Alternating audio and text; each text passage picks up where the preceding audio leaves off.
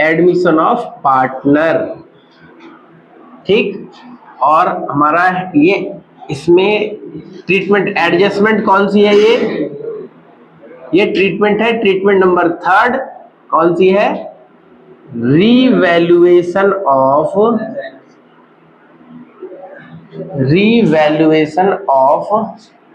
Assets and reassessment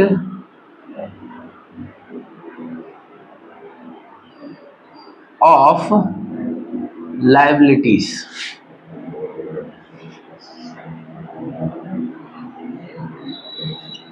ठीक है बच्चों, तो अब हमारी एडजस्टमेंट रहने वाली है कि एसेट्स का रीवैल्यूएशन और लायबिलिटी की रीअसेसमेंट। पहले तो इस एडजस्टमेंट के कॉन्सेप्ट सीखने से पहले समझ लेते हैं है क्या ये, ठीक है। अब समझिएगा, मान लीजिए कोई भी एक ये पार्टनरशिप फर्म है, ठीक, जो ए और बी क्या कर रहे हैं, मिलकर बिजनेस को चला रहे हैं, ठीक है बच्चे। ए और बी बिजनेस को मिलकर क्या कर रहे हैं, रन कर रहे हैं। अब ए ने मान लीजिए 2010 में इस बिजनेस की शुरुआत की और बी ने मिलकर, और इन दिनों मिलकर उस समय क्या किया, कुछ लैंड खरीदी, कुछ मशीनरी खरीदी, ठीक है, कुछ उसकी लायबिलिटीज रही जैसे क्रेडिटर, ठीक है, या कोई भी आउटस्टैंडिंग एक्सपेंस, कोई भी बकाया, इस तरह की चीजें रही, ठीक है। मतलब उन्होंने कुछ एसेट्स खरीदी, ठीक, और कुछ उधार भी खरीदे, तो बिजनेस का क्या बन गया, लायबिलिटी बन गया, कर्जा बन गया, ठीक है। अब मान लेते हैं फॉर एग्जांपल, मैं समझाने के दृष्टिकोण से, इसके पास लैंड जो है वो कितने रुपए का था, 10 लाख रुपए का था, और मशीनरी जो है वो मान लेते हैं 1 लाख रुपए का था, ठीक। और क्रेडिटर मान लेते हैं कितने रुपए का था, क्रेडिटर मान लेते हैं 10,000 का था। आउटस्टैंडिंग एक्सपेंस मान लेते हैं 5,000 रुपए का था, ठीक है। यानी माना कि कोई व्यक्ति जो है 2010 में, यानी कि दोनों पार्टनर मिलकर कोई XYZ लिमिटेड करके क्या कर रहे हैं, एक कंपनी स्टार्ट कर रहे हैं, मतलब कंपनी मतलब पार्टनरशिप स्टार्ट कर रहे हैं। और जब वो पार्टनरशिप स्टार्ट करते हैं तो उन्होंने कुछ संपत्तियां लगाई और कुछ उधार भी सामान करते हैं, उसके कर्जे बन जाते हैं। तो उसकी स्थितियां ये है, ठीक। अब होता क्या है, आज जैसे 2026 आ गया है, तो आज से 15-16 साल बाद ये पार्टनर क्या करते हैं, एक अपने दोस्त को सी एक क्या है, क्यूट सा पार्टनर है, क्या करता है, एक दोस्त है उसका, उसको ऑफर करते हैं कि भाई तू हमारे बिजनेस में क्या बन जा, पार्टनर बन जा, ठीक है, समझ आ रहा है। तो ये बोलता है ठीक है। तो आपको पार्टनरशिप फर्म का मतलब वही है, पार्टनरशिप एडमिशन ऑफ पार्टनर का मतलब आपको बताया ही था। किसी भी फर्म के अंदर जब भी कोई नया व्यक्ति मालिक बनता है तो इस स्थिति को क्या कहा जाता है, यानी पार्टनर बनता है, तो इसे कहते हैं एडमिशन ऑफ पार्टनर। फर्म के अंदर नए व्यक्ति का पार्टनर बनना एडमिशन ऑफ पार्टनर कहलाता है। मान लेते हैं ये पार्टनर बनता है, तो पीछे भी आपको सिखाया जा चुका है कि जब भी कोई पार्टनर बनता है तो उसको 2 अधिकार प्राप्त होते हैं। कौन कौन से, एक होता है, कौन सा अधिकार प्राप्त होता है, एक होता है बिजनेस की एसेट्स और लायबिलिटी में हिस्सा मिलता है, और एक बिजनेस की जो प्रॉफिट होते हैं उसमें हिस्सा मिलता है। और इन दोनों में हिस्सा पाने के लिए उसको कुछ पैसे लाने पड़ते हैं। फर्म की एसेट्स और लायबिलिटी में हिस्सा लाने के लिए उसे कैपिटल, यानी एसेट्स और लायबिलिटी में हिस्सा पाने के लिए उसे कैपिटल के रूप में पैसा लाना होता है। तो उसकी एंट्री आप पीछे सीख चुके हैं पिछली क्लासेस में। ऐसे ही एक होता है जब फर्म के प्रॉफिट में हिस्सा मिलता है तो उसके लिए उसे क्या लाना पड़ता है, प्रीमियम और गुडविल के रूप में पैसा लाना पड़ता है। उसकी एंट्री भी आप सीख चुके हैं, ठीक है। तो ये करता है। तो जब वो फर्म में मालिक बन जाता है तो देखिए अब होता क्या है कि फर्म में जैसे ही ये मालिक बनेगा, नया पार्टनर क्या बनेगा, ये न्यू पार्टनर बनेगा। तो होगा क्या बच्चों, इस नए पार्टनर के जब ये आएगा तो ये दोनों पार्टनर क्या करेंगे, यानी ये पार्टनर ये क्या करेंगे, अपनी जो भी एसेट्स है, जब भी कोई नया पार्टनर एडमिट होगा फर्म के अंदर तो जितनी भी एसेट्स है उनका रीवैल्यूएशन करेंगे। यानी रीवैल्यूएशन मतलब मूल्यांकन, पुनः मूल्यांकन करना। मतलब वो देखेंगे, जैसे मान लो लैंड 2010 में 10 लाख रुपए की थी, ठीक, अब 2026 में यही लैंड, क्योंकि जमीन है, जमीन की कीमत घटती नहीं है, कभी बढ़ती है। अब मान लो ये 20 लाख रुपए हो गई, ठीक है, तो यहां 10 लाख का फायदा हुआ आपको, ठीक है, समझ आ रहा आपको? क्या इस वाले फायदे में क्या इसको हिस्सा देंगे? वो नए पार्टनर को हिस्सा देगा कोई? का नहीं देगा। क्यों देगा भाई? इन दोनों ने पैसा लगाया है। अगर कोई भी लाभ हो रहा है, अगर एसेट्स का रिवैल्यूएशन करने पे एसेट्स की, यानी जब कोई नया पार्टनर आ रहा है तब तक में कोई भी एसेट्स में बदलाव आ रहा है, उससे फायदा हो रहा है, तो उस फायदे पे इनका हक है, पुराने पार्टनर का, ओल्ड पार्टनर। समझ आ रहा आपको? तो ये इसका फायदा पुराने पार्टनर को मिलना चाहिए। किस रेशियो में? पुराने रेशियो में, क्योंकि जो समझौता किया था जिस समय फर्म को स्टार्ट हुआ था, यानी जिस समय उन्होंने समझौता किया, दोनों बिजनेस स्टार्ट किया, उस समय जो इसके संबंध थे। आज नया पार्टनर आ रहा है तो उससे पहले ही यहां से, मतलब 2010 से 16 के बीच का जितना भी कोई बेनिफिट होगा वो सारा ये आपस में क्या करेंगे? ओल्ड पार्टनर ओल्ड रेशियो में इसको बांट लेंगे, हिसाब कर लेंगे। समझ आ रहा आपको? ये तो था लैंड, था लैंड की वैल्यू, मतलब लैंड की वैल्यू जो है वो बढ़ गई तो आपको क्या हुआ? गेन हो गया, ठीक। लेकिन अब मान लीजिए जब मशीनरी का मूल्यांकन करते हो, आप क्या करते हो? जब आप मशीनरी का मूल्यांकन करते हो तो मशीनरी कितनी हो जाती है? मशीनरी पहले कितने की थी? 1 लाख की थी, अब मशीनरी हो गई 60,000 रुपए की। भाई मशीनरी यहां पर वैल्यू बढ़ी थी, यहां पर वैल्यू मशीनरी की, एसेट्स की वैल्यू डाउन हो गई। जब डाउन होता है तो आपको क्या होता है? नुकसान होता है, क्योंकि आपको पता है जितनी भी फिक्स्ड एसेट्स होती हैं उसमें डेप्रिसिएशन लगता है, और जब डेप्रिसिएशन लगता है तो उसकी वैल्यू क्या हो जाती है? डाउन हो जाती है, घट जाती है, ठीक है।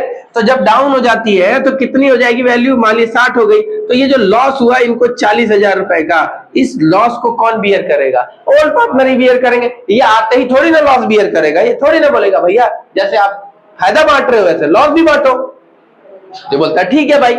तो समझ आ रहा है? एसेट्स का रीवैल्यूएशन होने का मतलब है एसेट्स की वैल्यू पता करना कि जब पहले कितनी थी और जिस समय नया पार्टनर आया उस समय कितनी है। यानी नए पार्टनर के आने से पहले ही पिछली कोई भी संपत्ति है उसका मूल्यांकन कर लेना, और मूल्यांकन करके ये पता लगाना कि उससे फायदा हो रहा है या नुकसान हो रहा है, गेन हो रहा है या लॉस हो रहा है, और इस गेन और लॉस का हिसाब करके आपस में बांट लेना। कौन बांटेंगे? Old partner old ratio. नए पार्टनर क्यों हिस्सा दिया जाए, ठीक है। तो ये था एसेट्स। वैसे ही लायबिलिटी होता है बच्चों, यानी जब कोई भी पार्टनर फर्म में आता है तो क्या होता है? तो आने से पहले अगर कोई भी फर्म के ऐसे दायित्व हैं वो पहले कितने थे, अगर आज बढ़े हैं या घटे हैं, यानी लायबिलिटी बढ़ी या घटी है, उससे भी फायदा नुकसान होता है। फॉर एग्जांपल मान लीजिए पहले जैसे मैंने बोला क्रेडिटर 10,000 के थे 2010 में, अब 2026 में आते हैं, पता चलता है इसमें से कुछ क्रेडिटर ऐसे हैं जो पैसा लेने ही नहीं आ रहे हैं। कई बार फर्मों में ऐसी संभावना देखी जाती है कि फर्म जहां से सामान लेकर आई है, वहां से सामान लेकर आई है, उधार लेकर आई है, तो वही जिनसे बिजनेस गुड्स उधार में खरीदता है उन्हीं को ना क्रेडिटर कहते हैं। अगर फर्म उससे उधार सामान लेकर आई 5-6 दुकानों से, अब एक दुकानदार ने क्या किया? दुकान बंद कर दी, या एक दुकानदार कहीं चला गया, अब वो पैसा ही लेने नहीं आ रहा, वो क्लेम ही नहीं कर रहा पैसे का, तो फर्म, हमारी फर्म क्या करे? हमारी थोड़ी ना गलती है भाई, हम तो पैसा देना चाहते हैं लेकिन सामने वाला व्यक्ति हमें नहीं मिल पा रहा। समझ आ रहा है? समझिए, पर मैं आपको बहुत इजीली समझाने की कोशिश कर रहा हूं। बहुत सारी सिचुएशन ऐसी होती है जिसमें मान लीजिए सामने जिससे खरीदा वही भूल ही गया, एक तरीके से कुछ भी रीजन हो सकता है। तो होता क्या कि ऐसे में जब क्या होता है, अगर कोई भी लायबिलिटी, जैसे क्रेडिटर क्या हो रहे हैं? क्रेडिटर कम हो रहे हैं। अगर क्रेडिटर कम होते हैं तो क्या होता है? फायदा, यानी आपके कर्जे बिना भुगतान किए हुए कम हो जाए, फायदा है। ये बिल्कुल वैसे है, किसी से आपने उधार पैसा लिया और वो जिससे उधार लिया वो भूल गया, ठीक है। और यहाँ बिजनेस में ही चलता है, क्लेम करना पड़ता है हर चीज के लिए। जैसे मैं आपसे मांगूंगा फीस जमा कराओ, तो फीस जमा कराओगे, क्लेम करना पड़ता है किसी भी चीज के लिए। समझ आ रहा है? तो बिजनेस में अगर ये क्लेम कर रहा है और मान लीजिए कोई क्लेम ही नहीं कर रहा बहुत समय से, 1 साल हो गया, 2 साल हो गया, 3 साल हो गया, हम उसका खाता बंद कर देंगे, तो बिना पैसा पे किए कर्जा कम हो गया, तो ये फायदा होता है, ठीक है।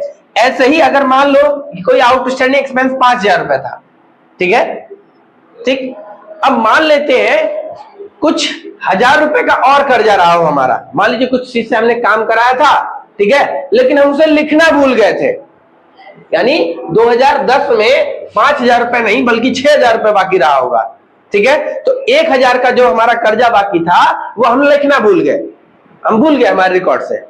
लेकिन जैसे ही 2026 आता है, रास्ते में कहीं जा रहे होते हैं या कोई व्यक्ति आता है और वो क्लेम कर देता है, बोलता है भाई मेरे को तुमसे पैसा लेना था, ये अभी नहीं मिला, वो एविडेंस दिखाता है, तो अरे यार हमारा पैसा है, सही बात है। तो यहाँ क्या होता है, यहाँ कर्जे बढ़ जाते हैं, यहाँ आउटस्टैंडिंग एक्सपेंस क्या हो गया, यानी बढ़ गया। जब लायबिलिटी बढ़ जाती है तो क्या होता है, आपको लॉस होता है।